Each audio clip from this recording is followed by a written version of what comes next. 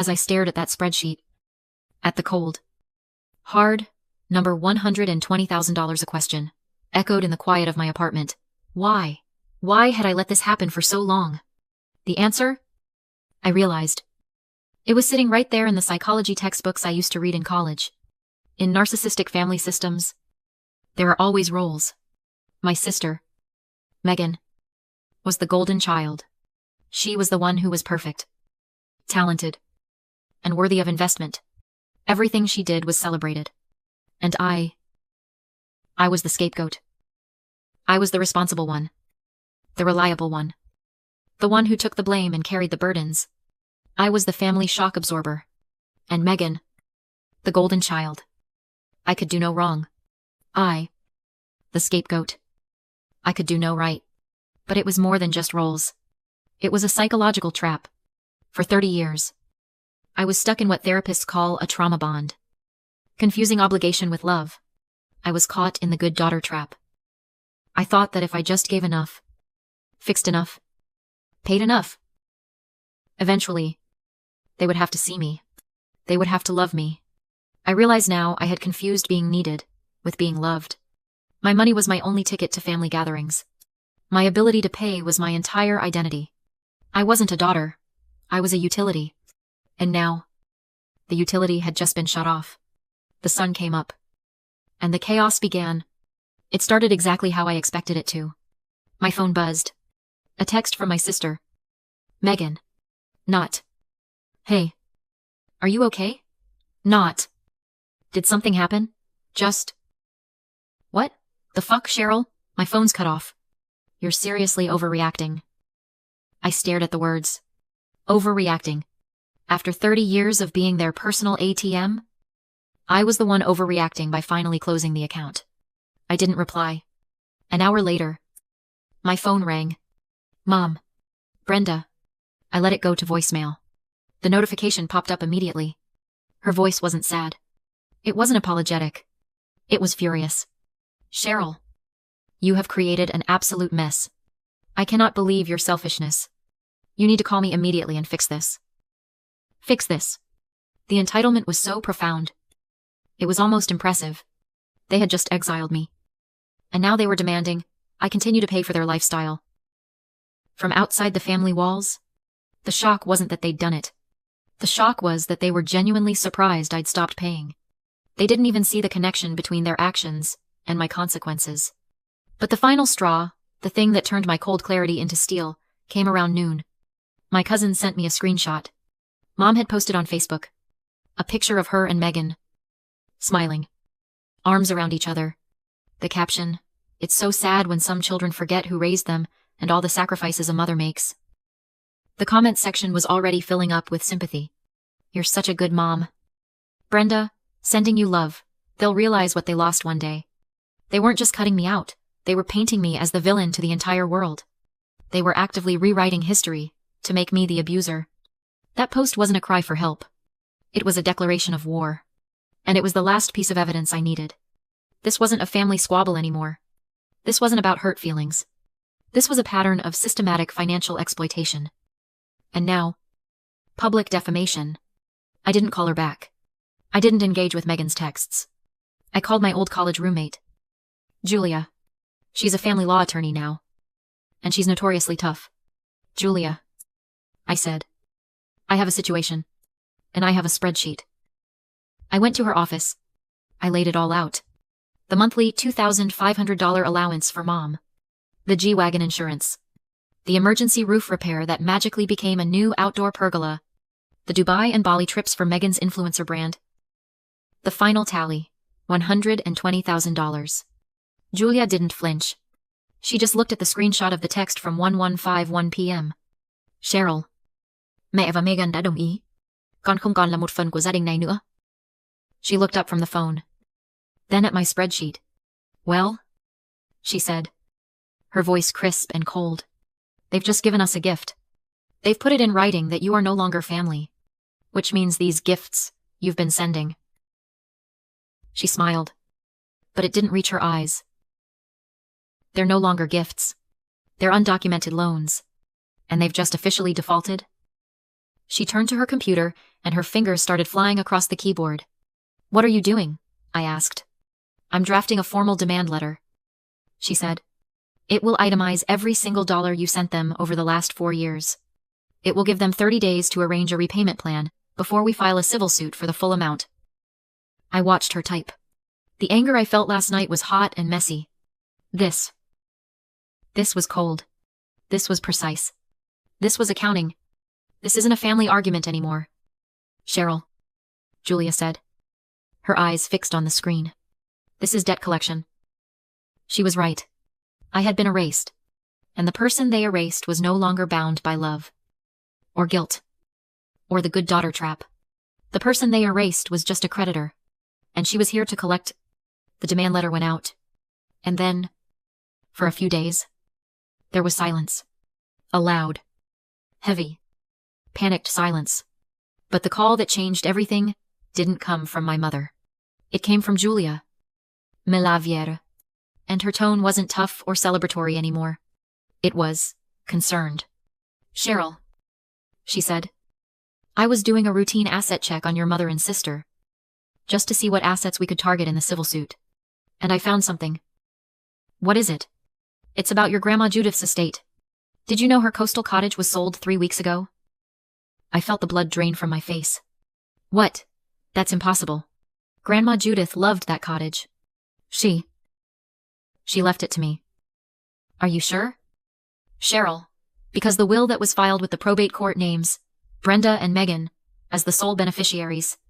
It was filed 6 months ago, right after her death." I couldn't breathe. Grandma Judith was the only person in my life who ever truly saw me.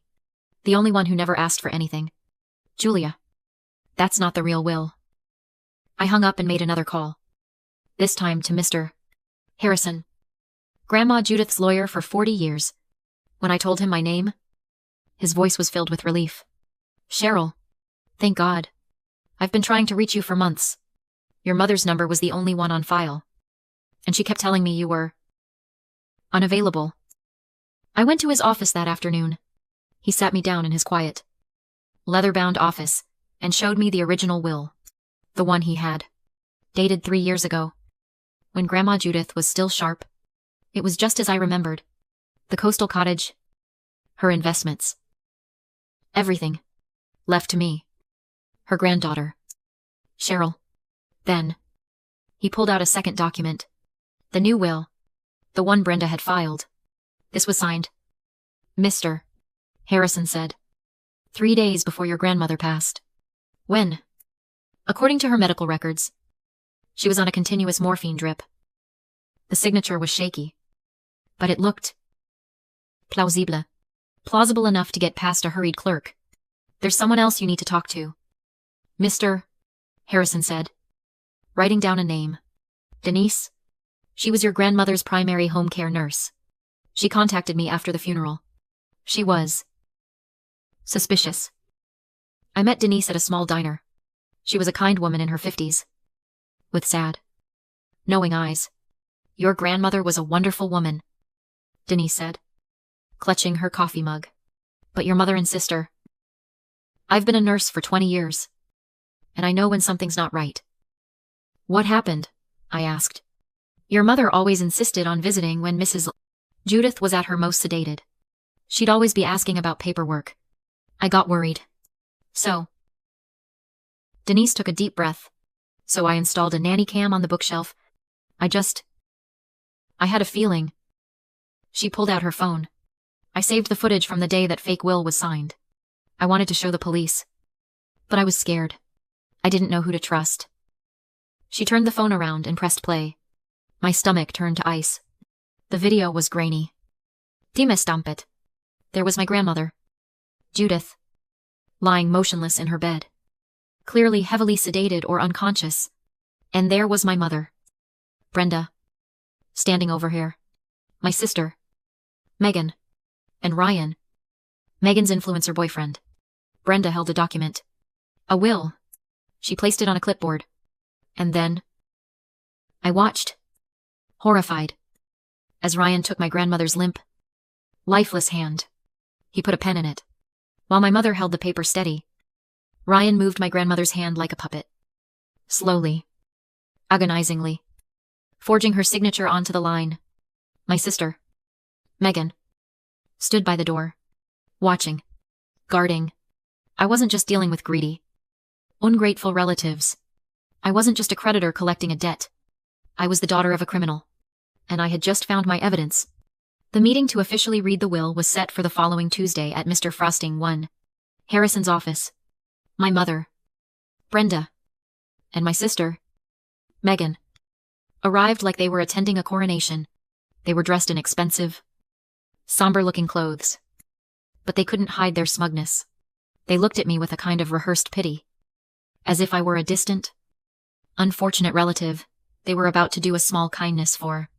Mr. Harrison, playing his part perfectly, read the fake will. The one that left everything to my devoted daughter, Brenda, and my loving granddaughter, Megan. As he read, my mother actually reached across the polished mahogany table and patted my hand. "Don't you worry, sweetie," she whispered, her voice dripping with fake sympathy. "We'll make sure you get something. Maybe Grandma's old china." Megan just smirked. Mr. Harrison finished reading. "And that," he said, "concludes the reading of the will filed by Mrs. Brenda." He looked at me. That was my cue. "I'm afraid I have to contest this will," I said, my voice clear and steady. Brenda's face tightened. "Excuse me, Cheryl. This isn't the time for your drama." "On what grounds their lawyer?" A man who looked like he'd been paid in cash finally spoke. "On the grounds of forgery, conspiracy, and elder abuse." As if on cue, the conference room door opened. Milavier, Julia, walked in, followed by a severe-looking woman carrying a briefcase. "This is Dr. Alistair," Julia said, "a forensic handwriting expert." Dr. Alistair laid out her findings with surgical precision. The signature on the fake will did not match any of Grandma Judith's known signatures from the last 5 years. The pen pressure was wrong. The loops and formations were too steady for someone with advanced arthritis. Brenda was already starting to bluster. "This is absurd. My mother signed that she wanted us to have it." "Are you sure?" I asked, standing up. "Are you sure she was able to sign it?" I walked to the large conference room TV and connected Denise's phone. "What is this?" Megan snapped, her influencer voice suddenly shrill. "You can't do this." "It's called a nanny cam," I said, and I hit play. The room went silent. The grainy video filled the screen. There was Grandma, unconscious. There was Ryan, Megan's boyfriend, holding her hand like a puppet. There was Brenda, holding the paper steady. There was Megan, guarding the door. The color drained from their faces. Brenda let out a sound, a choked half scream. Megan immediately, instinctively, turned on Ryan. You made us do this. This was your idea." Their lawyer was already packing his briefcase. "My clients have nothing further to say." "They certainly don't," said a new voice. The door opened again. This time, it was a detective from the Elder Fraud Division. I'd spent the last 2 days with him. "Brenda, Megan, and Ryan," the detective said, his voice bored, as if he'd seen this 100 times. "You are all under arrest for elder abuse, forgery, and conspiracy to commit fraud." The room exploded. Brenda lunged at me, screaming, "You did this, you ungrateful bitch. You did this to your own mother." The detective simply put a hand on her shoulder and guided her, still shrieking, toward the door. But it wasn't over. They were out on bail 2 days later. And in the most predictable move of all time, they doubled down. They were still the victims. I was the vindictive, jealous daughter who was trying to steal their inheritance. To prove it, they organized a memorial service for Grandma Judith, inviting the entire extended family to the coastal cottage, the very property that was now frozen as a crime scene. They were going to publicly shame me. I arrived. Brenda saw me walking up the lawn, and her face contorted with rage. "Get her out of here!" she screamed at my uncles. "She is not welcome. She is the one who did this to us." "She's the one who did what?" "Brenda." A woman walked up the path behind me. It was my Aunt Sandra, my mother's estranged sister, whom I'd called the day before. Brenda froze. Sandra, what? What are you doing here? I heard you were pulling your old tricks. Sandra said, her voice carrying across the silent lawn. You did this to our father. Too. Didn't you? Brenda forged his signature on the deed to his house. My mother was speechless. And now you're doing it to your own daughter. As Brenda sputtered, trying to form a lie, I stepped forward. She didn't just do it to me, Aunt Sandra. She did it to Grandma. I pulled out my phone and hit play on the last piece of evidence. It wasn't a video. It was a voicemail. A shaky, terrified voicemail that Grandma Judith had left me a week before she died. A message I'd saved but never understood until now. Her frail voice filled the air. Cheryl. Baby. Don't trust your mother. Please. She keeps bringing papers. So many papers. I'm scared. Baby. I don't know what I'm signing. The gathered family stood in stunned silence. The truth was just hanging there. Undeniable. In my grandmother's own terrified voice. Brenda's mask didn't just crack. It shattered. And right on cue, 2 police cars pulled up the driveway. I'd informed them that the subjects of a felony investigation were actively trespassing on a frozen asset. As the officers walked toward my mother and sister, and their faces white, with the realization that there were no more lies to tell, I just stood back. They were arrested again. This time, for violating their bail. This time, in front of everyone. After that day at the cottage, the rest was just procedure. The legal fallout was fast and brutal. With the nanny cam footage, Grandma Judith's voicemail, and Aunt Sandra's testimony of a previous pattern of fraud, my mother didn't have a defense. She was a serial scammer. Brenda and Megan were both convicted. My mother got a significant sentence for fraud and elder abuse. Megan got less. But still, jail time. Ryan, in a last-ditch effort to save himself, testified against them both and got a reduced sentence. The coastal cottage was legally, finally, returned to me. I spent the first weekend there. Alone. I sat on the porch, looking out at the ocean that Grandma Judith had loved so much. I opened my laptop one last time and pulled up that old spreadsheet, the scapegoat's ledger. I stared at the final number, $120,000. I thought about the cost, the years of anxiety, the missed opportunities, the constant, grinding feeling of not being enough. Then, I took a deep breath of the salt air, and I hit delete. The file disappeared. The ledger was closed. That night, for the first time in 30 years, I slept all the way through until morning. 6 months have passed. I sold the coastal cottage. It held too many memories of her, but also too many of them.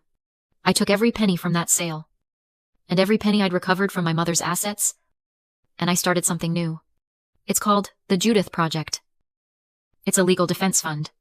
We provide pro bono lawyers for families like mine, who are fighting elder financial abuse.